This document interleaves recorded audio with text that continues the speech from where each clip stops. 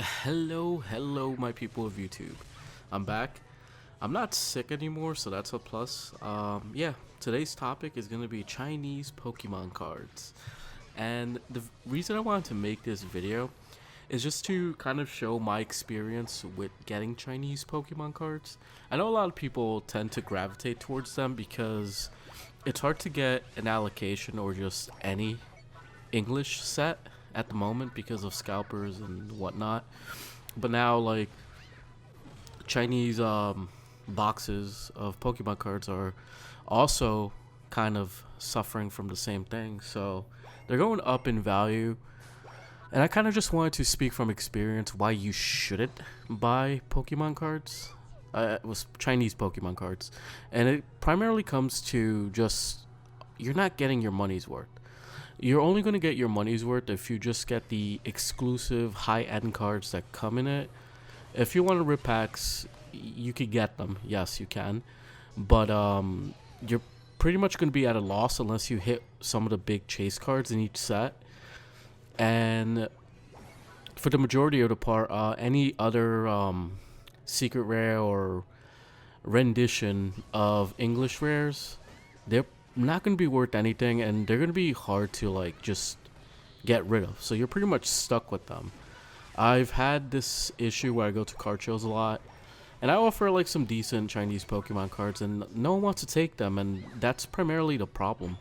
You're getting charged at a premium, and then it's kind of hard to actually just move them. So you're pretty much just stuck with them for the time being. If you just want to rip packs, I suggest probably maybe saving up to get some English sets.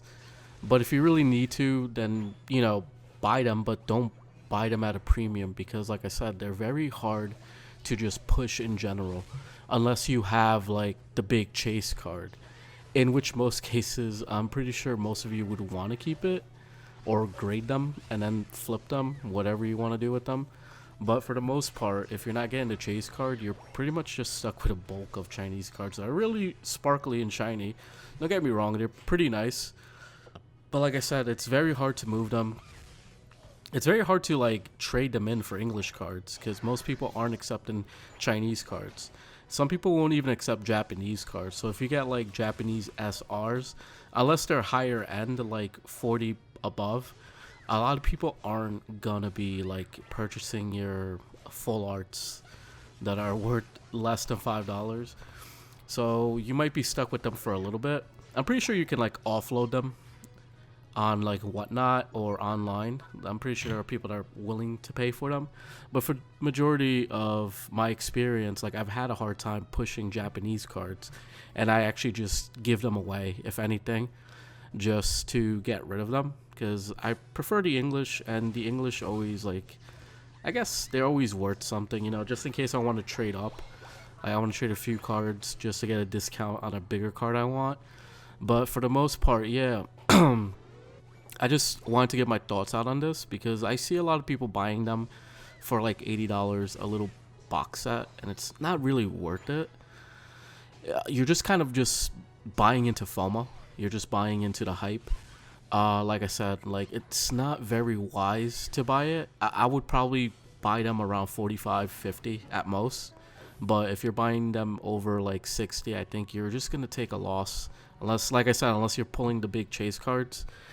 And like I said, like value wise, you're not gonna get your value unless you're pulling like some really crazy stuff, which is very unlikely.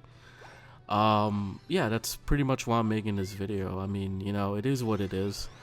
I mean, who knows? Maybe in a few years they'll be worth something, but I think from my experience, like a lot of vendors, if you go to card shows, that is, or even card shops, probably would like turn away from them.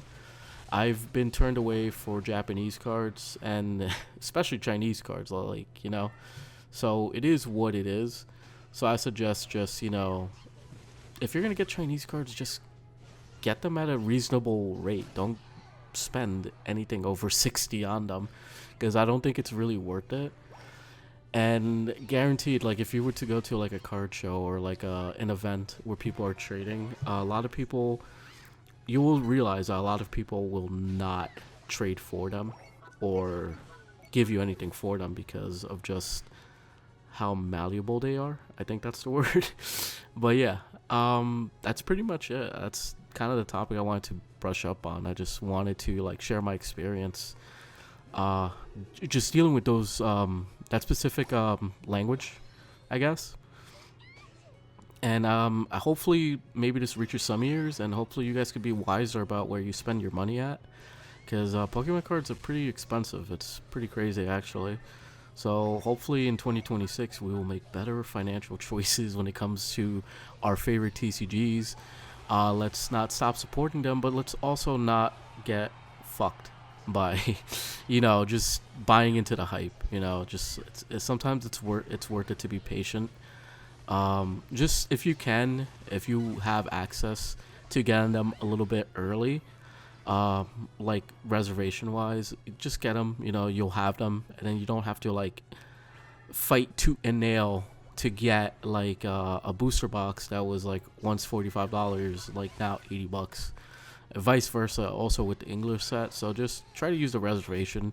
I know it's a bit frustrating out there trying to get Pokemon cards when everyone's just scalping and selling booster packs that are like $5 for like 10 plus. It's kind of crazy, a little bit lucrative, but it is what it is, and that's where we're at. So let's make 2026 a year where we can actually be mindful on what we spend. If we do need it, let's get it. If you don't need it, it can wait a little bit. Make a little wish list. There's so many apps out there to keep track of what cards you want. You can use TCG Player, make a little card list on there. You can use a collector app, etc., etc. There's so many ways to just monitor the value of cards, or even monitor your collection. I know a lot of people are holding on to cards. If you feel like it's the right time to let them go and get something you really like. And that's pretty much it. And hopefully you guys enjoyed this video, and hopefully I'll see you guys next time. Take care.